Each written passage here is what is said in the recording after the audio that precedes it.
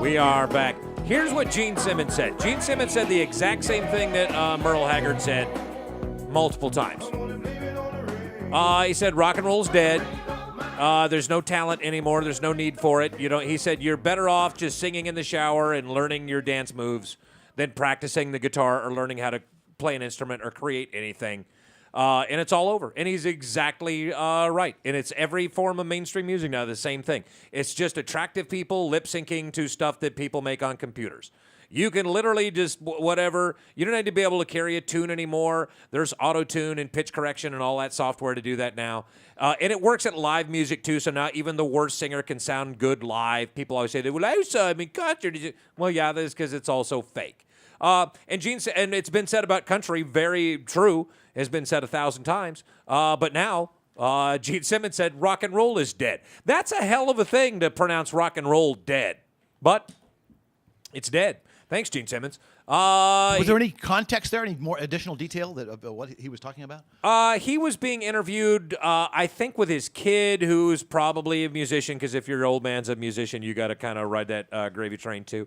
And and you know how he is. He kind of speaks his mind and all that, and good for him. And he said, nowadays, you don't want to be in a band and out there playing clubs and working hard. You want to be on a reality show and be really good looking, and they'll take it. And and he also said people need to stop stealing music, and that's also true. People, I talk to people, I don't need that. I'll download that. I know how to get it for free. You're stealing from people. It's not okay. Unless it's like Beyonce or something, and that's fine, because or Jay-Z, they're gazillionaires. But there's a lot of musicians out there busting their hump trying to make a living, and it's tough out there, man. And whenever their new record comes out, people just steal it. And well, there you go. In a candid interview with his son, Nick, for Esquire magazine, he advises young musicians and songwriters not to quit your day job.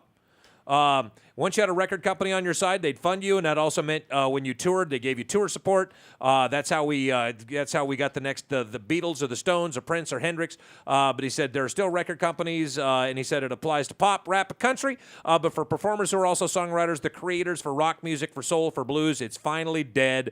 Rock is finally dead. You know, one thing that he's right in this sense, the basic template of lead guitar, bass, drums, lead singer, maybe throw in a rhythm guitar, 4 or 5 man bands. Right. You don't see them hardly at all anymore. And there are like popular rockish songs on the radio that you hear that don't even have a guitar. You can't even hear the guitar. Now it's about background singers. In parachute pants and a lot of dry ice and flames and people spinning around and all that stuff. I don't know. But you know what? And he's right, but it's our own fault because people settle for that type of nonsense. People don't have an ear for that stuff anymore. My friend Monty, he and I have the same mutant ability. We can tell an auto-tuned note from 1,000 miles away, and it just sounds awful and offensive, and we hate it. But people listen to it. If you're listening to music on the radio, like country radio today, oh my God, it's just all so processed, and it's awful.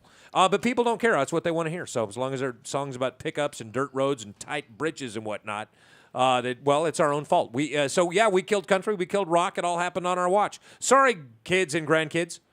We wrecked it for everybody. Louis, you got anything in the First Look News Desk? Not currently. Decisive. You know, if Milli Vanilli came out, did I say that right? Yeah. If they came out today, I mean, the deal with them nobody would care anymore because nobody cares that you're lip syncing anymore. It's the look. They apparently had the look, and they had no talent or very little talent. Now they could come out with the look that they have and just put them on auto-tune, and no matter how bad a singer you are, you can be made to sound like a good singer. I remember you always know the part like the Martha Stewart thing. You always remember those times in history where you knew that the thing was broken. A buddy of mine, Dave, not going to name him, he called me up and he said, hey, I want you to come with me to the Crystal Palace. We got to go see this girl sing. And I said, dude, I don't want to do that. It's not really my cup of tea. Come on, man, I'm in town. And when you know somebody's like a wheel in the music industry, it's important to hang out, get some FaceTime with your important friends. And he was with another producer guy from down in Southern California. And so we go, and they put us right in the front because you get all this VIP seating and all that stuff. And we're sitting there, and we're having a Sam Adams, and they're sitting there, and there's this girl called Taylor Swift. And I'll never forget when these two producers said, this girl cannot sing a note. She's horrible. And I'm like, oh, thank God, because I didn't want to sit here and pretend like it wasn't awful because this girl can't sing at all. And he goes, she's going to be huge, man. This girl's going to be a superstar. I'm like, wait a minute. Didn't you guys just say that she can't sing a note? Yep. But how does, and that's when I knew that, oh, no. See, once upon a time, if you were in a band, you'd go out and you'd play clubs and play shows, and you'd work really hard, and it would be tough, and and it was brutal on the road and all that, but it made you better at playing music, and you developed a soul as a result of your time on the road, and you got better and better at it out there. And then some A&R persons from some management deal from a record company would hear you, that, you get a lot of buzz in your town as somebody come out, hey, I'm from Epic or EMI or whatnot, we want to, and then you get a record deal. And then you go out and record it, and then it kind of goes on from there. But now there's a guy in an office somewhere in Beverly Hills or in Sunset Boulevard, and he's got a bunch of computers, and it's not to listen to music, it's just pictures of people. And their hairstyle and their abs and their tinting or whatever the deal is. And that's all it is. They're not in their dance moves. They're not concerned. You can't sing. Nobody can. It doesn't matter anymore. We live in the Jason Aldean era. People actually prefer it if you can't sing. And now really smart people with computers. It's Steve Earle, when he said he first recorded a record with Pro Tools, he goes, we don't really need musicians anymore. You ever hear the Team America World Police soundtrack? I think I have. Trey Parker made that on a Mac in his office. The entire thing. There's not a single instrument played on that entire record. And it sounds pretty good. Yeah. It's got that kind of cheesy fake drum sound, but it's kind of what he was going for. But that's, Gene, you're Mr. Simmons. You're right on that one. Oh, and by the way, this deal with the guy from the Atlanta Hawks, holy cow. Did you hear about that? I heard, but I didn't hear the details. This is the owner who pulled a Donald Sterling, basically. Not nearly. I don't know. I don't think it's nearly that bad, because sometimes you're just making an observation. It may be a blunt observation. It may be a really politically correct observation. He sent an email, Bruce Levinson. There's the problem right there. He sent an email. Yeah. Okay. And right now, people are. Email. Oh yeah, and somebody else, by the way, who mentioned this email and it got to the media, and the guy, they immediately went and dug up something like 24,000 pieces of evidence, because they need to get to the bottom of this. And at any rate, he emailed Danny Ferry, the GM, bemoaning the high percentage of black cheerleaders, and said white fans may have been scared away by black fans. And now he is selling his controlling interest in the team, because he already knows that there's no way you're going to pull out of this thing. He said in the email, he said the audience was 70% black. He said the stadium's bars are 90% black. The cheerleaders are black. He said there are a few fathers and sons at the games. He said the music played at the arena was hip-hop, and the after-game concerts were either rap or gospel.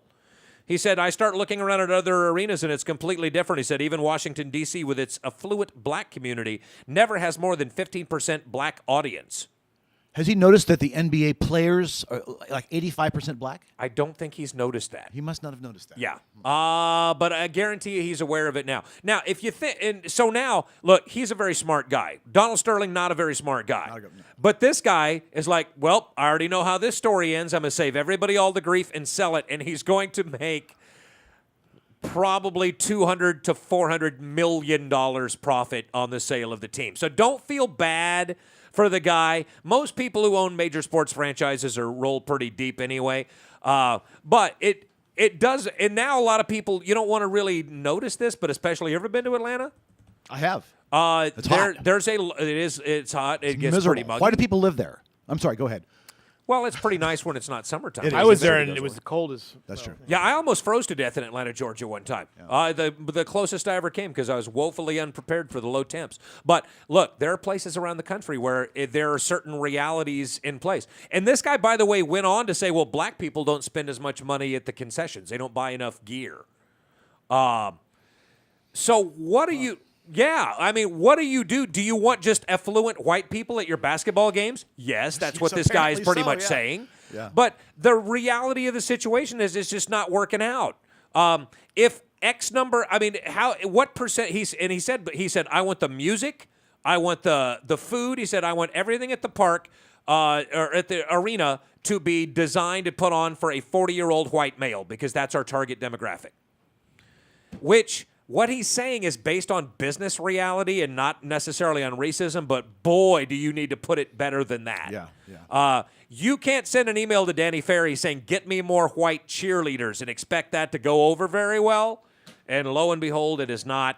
And so he's just handing the keys over, and he's going to walk away with a giant sack full of money. And that is the one smart thing he did, is it recognized immediately, as you said, that this is not going to end well. Let's just get it over and with. once people realize that, wait a minute, you're saying that white people spend more money on jerseys and merch? Yeah, they do.